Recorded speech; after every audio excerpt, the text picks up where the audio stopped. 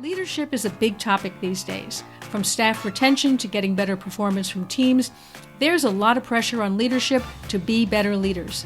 Probably one of the best places to look for role models and best practices in leadership is to the people who manage professional sports teams. The stakes are high, and so is the pressure. After all, sports is really all about performance, and measured in each and every game, even down to single plays. One of the best teams to learn leadership from is the legendary Dallas Cowboys. Mark Oristano spent 30 years with the Cowboys. Today he is joining us on a seat at the table to share the leadership principles that he feels help drive the Cowboys' tremendous success. Mark worked under the legendary Cowboy president and general manager Tex Schramm, where he was part of that incredible management style that kept employees working for the team for decades. In this episode, Mark will share 3 ways to build your team for future success and that massively reduces turnover, how to relate to your team so you become each member's champion, and how to be a strong leader without creating a culture of fear. A big part of building a great team is having great people on your team. Finding and recruiting those people is not easy. That's why successful companies and even startups work with world-class recruitment firms like AsiaNet Consultants to help them find the right talent. With over 3 decades of working with global clients, AsiaNet understands how to find and recruit the right people to fill even those difficult-to-fill positions. You can learn more about AsiaNet Consultants over at their website at asianetconsultants.com. Okay, sports fans, let's take a look behind the scenes at what made the Dallas Cowboys leadership so successful. Mark, I am just delighted to have you here with us on a seat at the table. I'm really excited to hear about your experience with the Dallas Cowboys. I think there's a lot we can unpack. It's great to be here. I appreciate your having me. And yes, there's a lot to learn from people who you don't have to like football. It doesn't matter if you're an American football fan or not. We're talking about the front office and not on the field. So there's a big difference. Exactly. I think that anyone who's successful has something that we can all learn from. Now, I think maybe we can just start, if you don't mind, just giving us your interpretation of what you feel made that original Cowboys franchise so successful off the field as well as on the field. Well, if you had to pick one thing, it would probably be the guy who ran the operation, whose name was Tex Schramm, Texas E. Schramm. Actually, his first name was actually Texas, and of course we called him Tex. And he was the president and general manager for the first 29 years of the organization from 1960 to 1989. And he just had a brilliant way of working with people, of managing situations and employees. He was a pioneer in the NFL in a lot of ways. He was the first. He came up with luxury boxes in stadiums, instant replay, which I'm not a big fan of, but that's a different story. Cheerleaders on the sidelines. The Dallas Cowboy cheerleaders became an internationally famous organization during his reign. And he pioneered also a lot of ways of just treating people to make sure they stayed. People stayed in that organization and that operation for dozens and dozens and dozens, because there were many people who were there from the very beginning to the very end, all 29 years. And that, I think, says something about management, that people would stay that long and be that enthusiastic. Oh, absolutely. Now, do you have examples of how he might have handled difficult situations, or what about his style maybe prompted people to stay for so long? Well, there are a couple that come to mind right away. The first is that he had what he called his 3 rules for staffing, which was the basis of the entire operation. And the 3 rules and all of this stuff, people are going to listen to this and think this is too simple to work. Yes, it's simple, but it does work.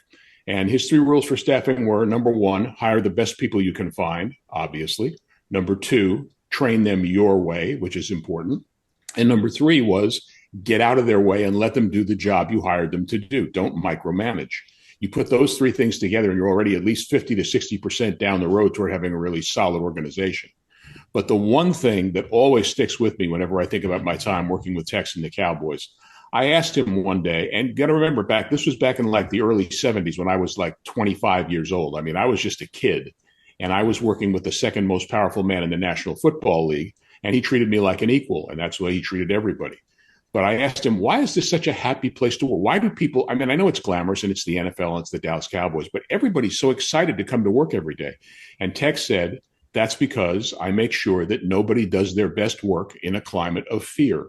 And that is still to this day the best single piece of management advice I've ever heard. I've had jobs where I walked in the morning and the moment I saw my boss, I got depressed because I had to work for the guy who didn't know what he was doing and was a moron. And, Tex made sure that that wasn't the case. Tex treated everybody like the human beings that they were, and they responded to that, obviously. That's such a good point. And I think it takes a tremendous amount of self-confidence on the part of leadership to be able to treat everybody that way and not feel that you have to sort of lord over people and make them feel inferior in order to make you look or feel superior, so to speak. Well, there's a great heart surgeon who once said something to the effect of, success is not what I can achieve, it's what all those around me can achieve. He understood, his name was Jonah Folkman, by the way. He understood that it was the success of the team that mattered. And I guess if you really had to put one word to the Dallas Cowboy organization that explained why it works so well, the front office aspect of it is we had just as much of a team in the front office as we had on the field. The team on the field was led by the coach, Tom Landry, and it was totally his operation. Nobody interfered with him. The team in the front office was led by Tex, and nobody interfered with him.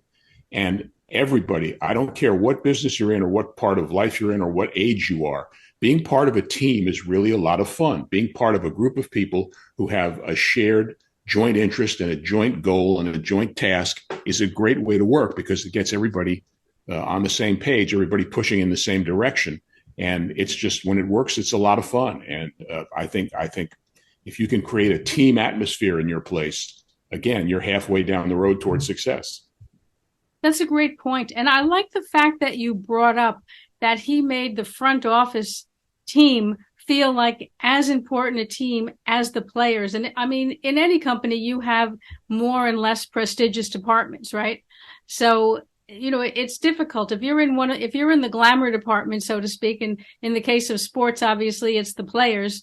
It's easy to feel that enthusiasm, so to speak. And you're having, so much, I don't know what you'd call it, adulation from the fans, particularly if you're winning. But it's hard when you're in a front office or a back office department. So it's really interesting that he was able to create that feeling of importance for that group of people. Well, I'll give you one example that fits that very well. Now you got to remember, this was back again in the early 70s when I started working for them. And at that time, the NFL was not the multi-billion-dollar organization it is today. And the Cowboy practice field where the players worked out was a tin hut, like a big Quonset hut in a part of North Dallas. And we had a guy named Otis, and Otis's job was to take care of the practice field, of the facility. And, for all I knew, there were rats in there. I mean, it was a really old, ratty place, but Otis kept it shining like a top. And Otis, because he was a full-time Cowboy employee, every time they won the Super Bowl, Otis got a Super Bowl ring. And Otis had two big diamond-encrusted Super Bowl rings that showed that he was helping the Dallas Cowboys win the Super Bowl. He wasn't just cleaning out the locker room. He was helping the team succeed, because if they came in and the place was in order and everything was where they expected it to be and they knew where their pads and their jersey were, they were going to have less to worry about and they could concentrate on the next game.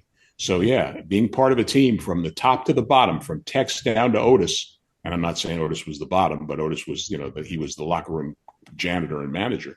If everybody feels like a team, you're going to just accomplish amazing things. No question. That's so true. And yet it's really so often overlooked. And as you said earlier, it's something that's really simple in terms of the concept, and yet it's massive in terms of the impact that it has on the different people and in their not only performing their functions well, but also in terms of their feeling part of a team and adding to that total team spirit. And it all came down from Tex, because it flows down from the top in any organization. And it's little things like Tex would tell us, and this was in the pre-Google, pre-internet era, obviously. Tex would, if he asked us a question, he said, if I ask you something and you don't know the answer to it, tell me you don't know the answer, but you'll have the answer on my desk in 30 minutes. So with that one simple statement, Tex was giving us permission to say one of the most important things you can say in life, which is, I don't know. the beginning of all wisdom is uttering the phrase, I don't know. So you said, look, I'm sorry, I don't know, but I'll have it on your desk in 30 minutes. One time he asked me how many coin tosses we had lost on the road the previous season. And I said, I'll have it on your desk in 30 minutes. I had it on his desk in 10 minutes because I was really good. But it takes a huge amount of pressure off your people to allow them to not have to know everything. And of course, today with Google, you should have the answer for them in 10 seconds. So it's a whole different information world. But that was just one of the things that made it a very, very easy and enjoyable place to work, the right to be wrong. That's so true. I mean, I think that a lot of people are afraid, as you say, to say, I don't know, or to admit they didn't do something, and, sort of bury a problem rather than bringing it forward to management and then perhaps working together to get it solved. Well, it's a matter of accepting the fact that it is really simple, and it basically comes down to treating people the way you want to be treated yourself. It's the golden rule, that which is harmful to you, do not do to any others. And it's so basic and so simple, and yet it's, as you said, it's so often ignored. Absolutely. Now you talk about staffing with principle. Can you tell us a little bit about what you mean by that? Well, the first thing is, and of course, staffing, when you look at staffing in the overall picture of not just bringing people in, but making sure that they stay, because one of the biggest problems for any company is turnover. And True. Without going through the stats, turnover, it costs you theoretically 1/3 of a departing employee's salary to replace them. That's a lot of money. Wow. Because you got people have to double up their work, and you have to go through interviews, and you have to go through vetting and training, and et cetera, et cetera. So if you look at those simple 3 rules, the first is hire the best people you can find.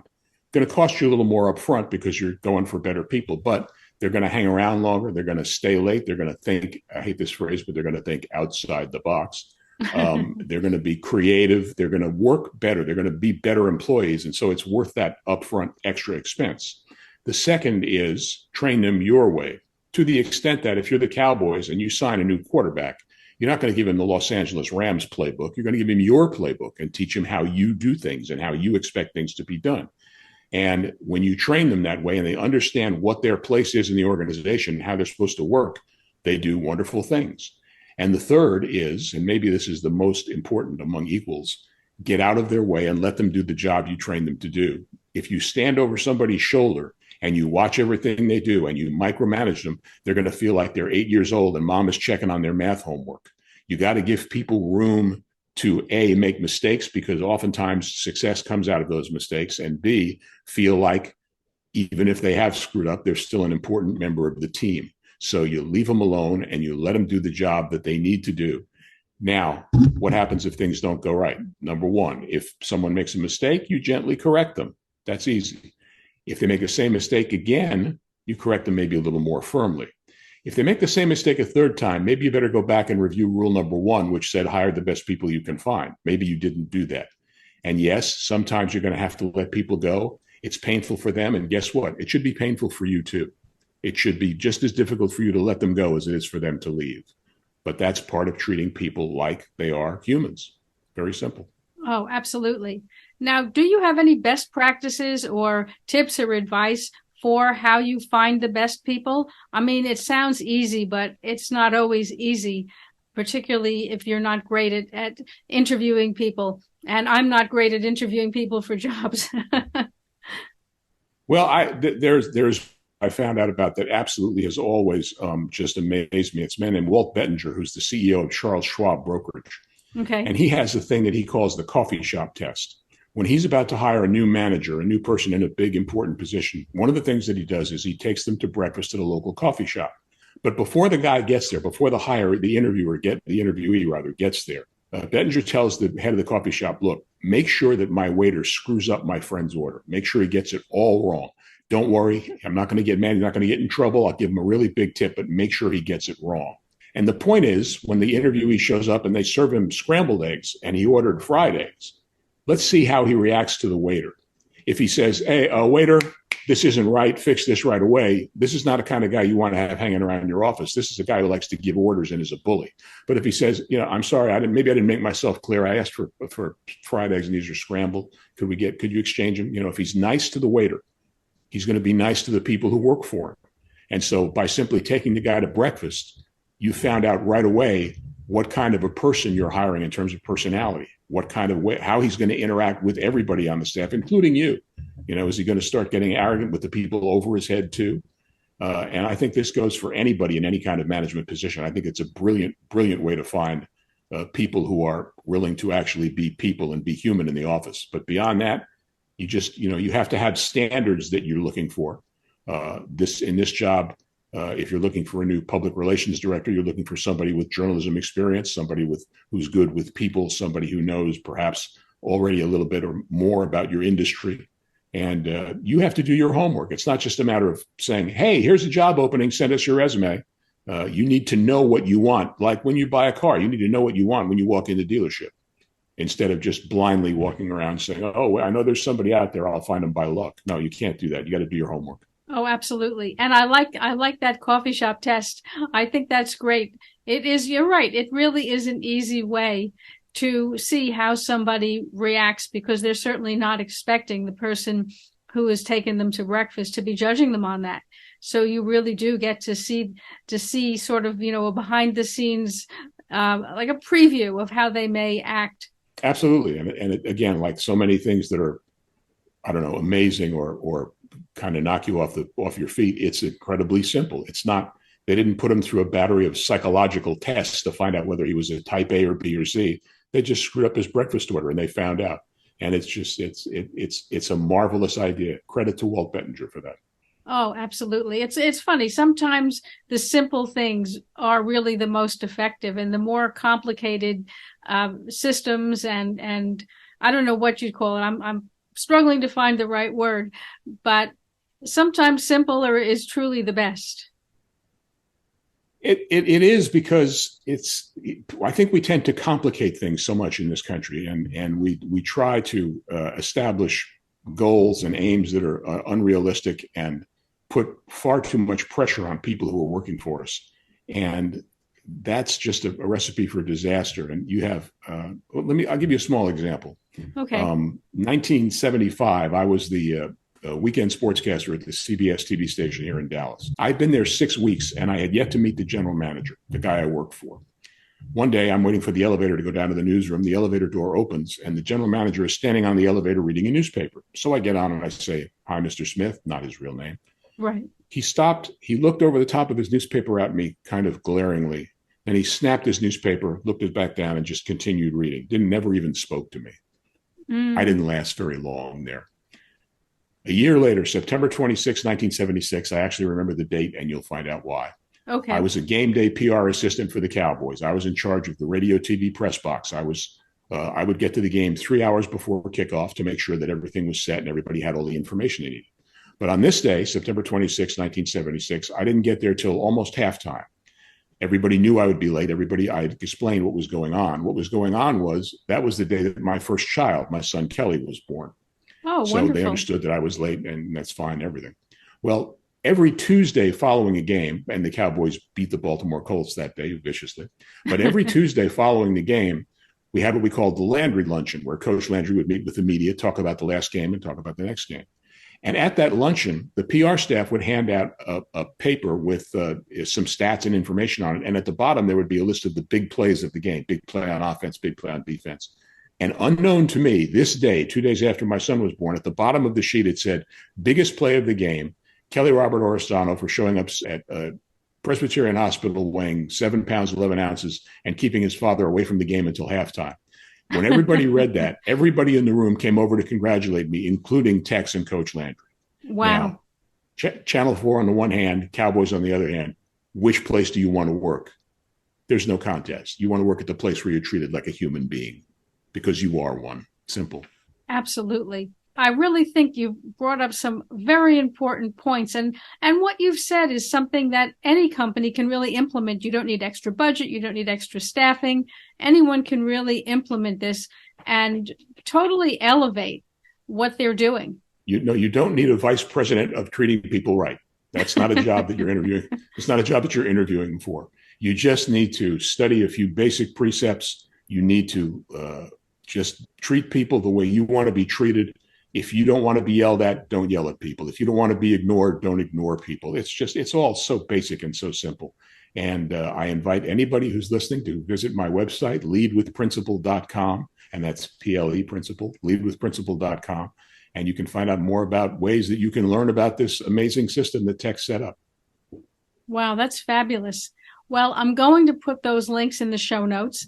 And I really want to thank you so much, Mark, for taking the time to join us here on A Seat at the Table, for sharing such valuable insights, things that, when you explain them, they sound simplistic, but actually they really have so much power that they bring to anyone in leadership. You're looking for ways to make your staff more responsive and better and able to deal with the customers and their problems better.